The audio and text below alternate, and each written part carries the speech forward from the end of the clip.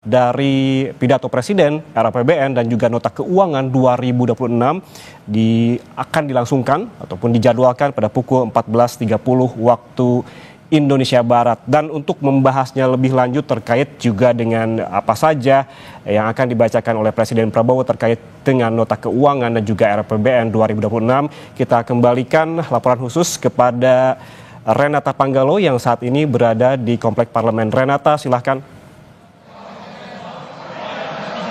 Ya, langsung saja Mas Fitra, tadi kita sudah membicarakan mengenai arah APBN. Tadi Bu Yasti juga sudah memberikan masukan.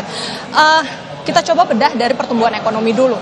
Ini cukup ambisius, 5,2% sampai 5,8%. Apalagi kalau kita lihat kuartal 2 kemarin baru disampaikan BPS 5,12%. Tentu makin optimis ini pemerintah. Tapi kalau kita melihat lebih jauh lagi, ada beberapa tantangan-tantangan baik itu domestik, aktivitas bisnis melambat, kemudian daya beli masyarakat. Kalau kita lihat ke eksternal juga tensi dagang global dan juga perlambatan harga komoditas. Seberapa realistis sebenarnya pemerintah bisa menjelaskan kalau target ini possible gitu?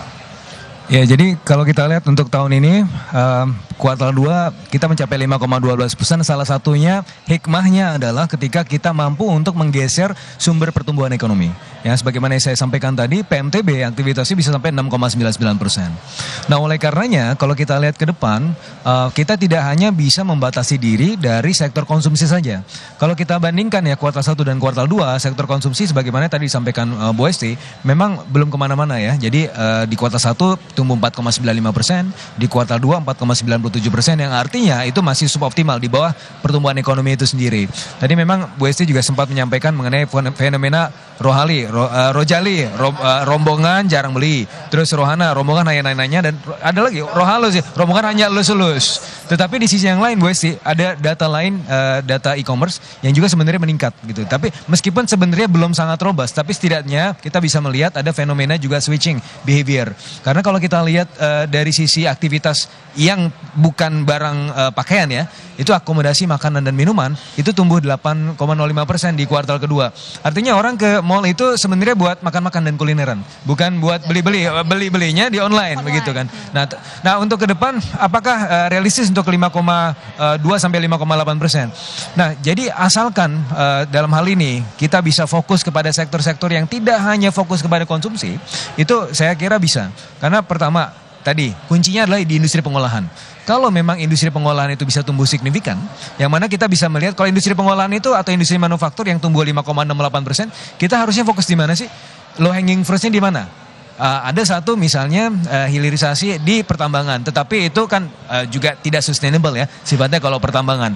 Maka kita juga harus melihat ke sektor-sektor misalnya agriculture, yang mana agriculture ini menjadi semacam satu kali memancing kita dapat 2 ikan. Apa yang kita dapatkan? Pertama, kesejahteraan petani meningkat.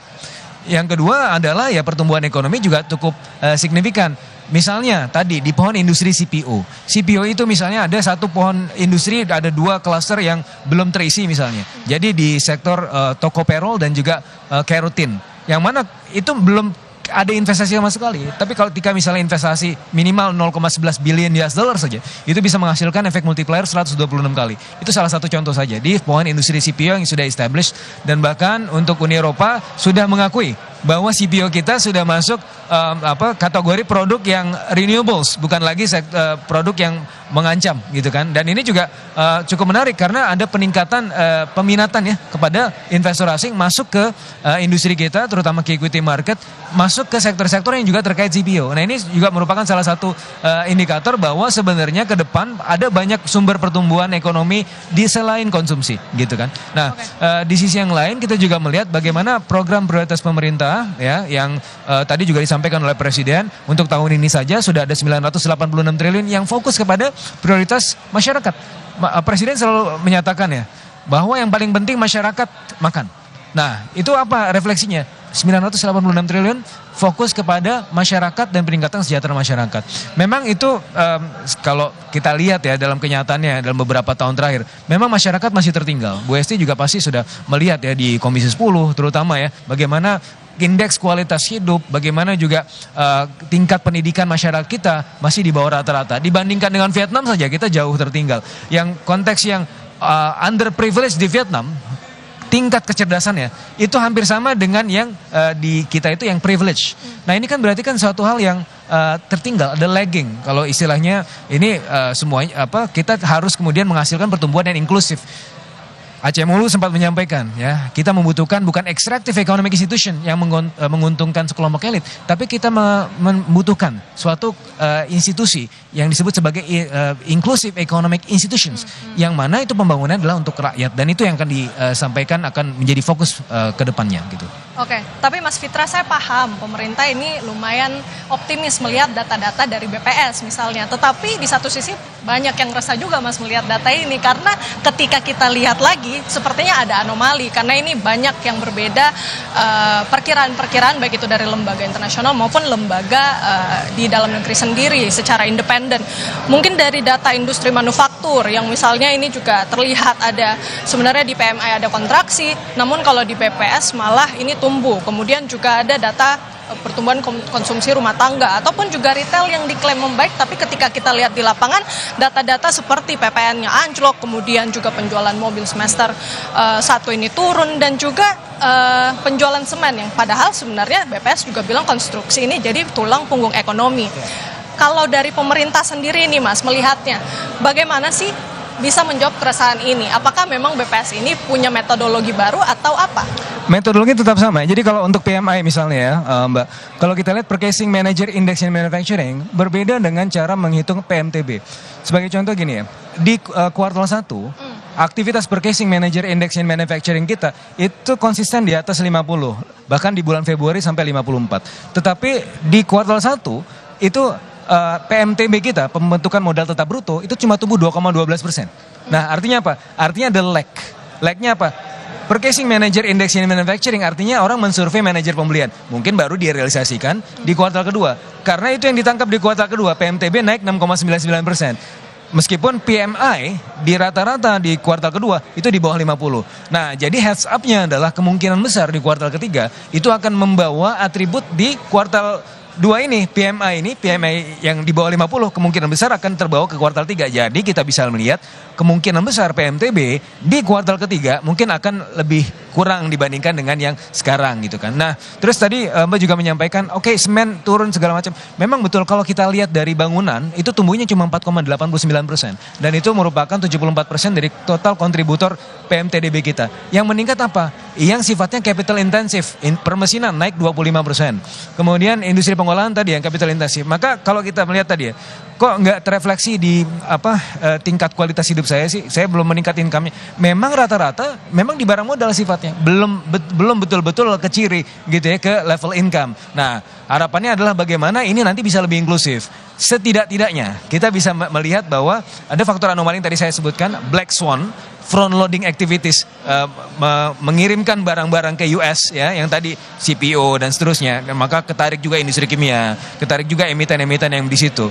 Tetapi ini sifatnya one off. Bagaimana kita bisa menjaga itu? Nah itu menjadi permasalahan yang berikutnya. Tapi setidak-tidaknya kalau kita tahu bahwa PMTB ini kemungkinan besar akan melambat, industri pengolahan juga kemungkinan besar akan melambat di kuartal ketiga, maka salah satu aktivitas yang bisa kita harapkan adalah salah satu dari government spending. Nah untungnya kalau dari sisi government spending, kalau Mbak melihat realisasi di semester pertama 1.406 triliun, kita lihat dari kuartal ke kuartal. Kuartal pertama itu realisasi 620, kuartal kedua 787 triliun, naik 26,8%. Artinya apa? Maka kita bisa melihat kemungkinan besar di semester kedua itu aktivitas belanja pemerintah itu akan meningkat. Sepertinya ini merupakan salah satu hal yang wajar karena kan ini kan adaptasi ya. Pemerintah baru, kemudian juga ada Inpres 1 efisiensi, bagaimana money follow function. Pak Presiden tadi sudah menyampaikan, masa ada ATK 44 triliun ditemukan. Itu kan harusnya kan untuk prioritas-prioritas pembangunan yang lebih signifikan. Salah satunya mungkin di kuartal kedua yang kalau kita lihat, stimulus 24,4 triliun saja. Itu yang masuk fokus ke bansos 11,9 triliun. Masuk ke bantuan subsidi upah 10,7 triliun. Masuk ke subsidi transportasi 0,95 triliun dan 0,65 triliun untuk tol. Itu semua apa? Untuk kemudian meningkatkan potensi disposable income di kuartal kedua. Dibandingkan dengan belanja 44 triliun misalnya tadi di ATK. Nah ini hal-hal yang sesuai dengan money follow function yang mana Bu Esti tadi sebagai di Banggar pasti sudah sangat hafal dengan prinsip itu gitu. Oke, yang saya tangkap dari Mas Fitra berarti pemerintah paham kalau sebenarnya investasi yang masuk ke Indonesia ini memang capital intensive, which is nggak matching dengan yang kalau sekarang kita menghadapi bonus demografi. Nah ini jadi menarik kalau saya tanyakan ke Bu Esti, sebenarnya apa yang harus dicermati pemerintah supaya bisa match nih, Bu? Karena kita investasinya intensif di capital, sementara yang kita butuhkan yang sebenarnya padat karya. Gimana Ibu? Iya, jadi begini, saya harus memulai dari rilis BPS yang kemarin sudah disampaikan. Bagaimana BPS di dalam data-datanya menyampaikan bahwa, saya kembali ke angka kemiskinan yang sudah 8,47. Tapi sudahkah kita pelajari dengan detail dari angka 8,57 itu bagaimana dengan Gini rasio? Oke, Gini rasio juga turun. Tetapi kita lebih konsentrasi lagi. Di mana titik-titik angka kemiskinan itu yang masih sangat tinggi.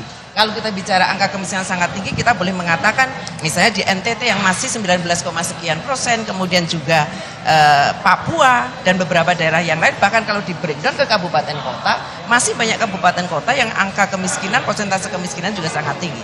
Artinya harapan kita terkait dengan pertumbuhan ekonomi belum menyentuh kepada sektor bagaimana kemudian masyarakat juga mampu meningkatkan income-nya, tetapi lebih kepada hal-hal yang mungkin belum terkait dengan kepentingan langsung untuk masyarakat.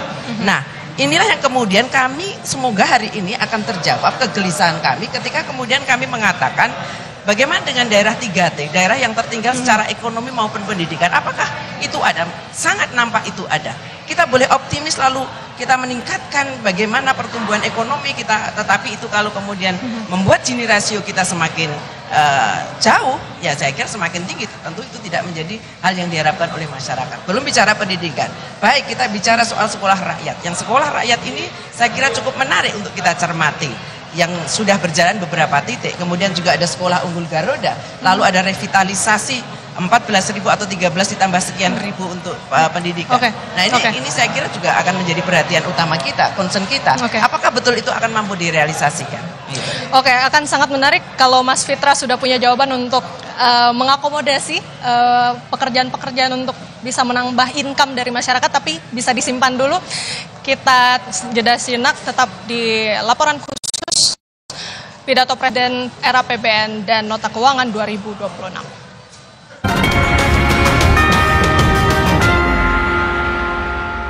Aku coba Le Mineral, seger banget, nggak bikin enak sama sekali. Benar, karena Le Mineral dari pegunungan terpilih. Setiap tetesnya melewati lapisan batuan alami, membuat airnya lebih sehat, lebih segar. Kayak ada manis-manisnya. Le Mineral.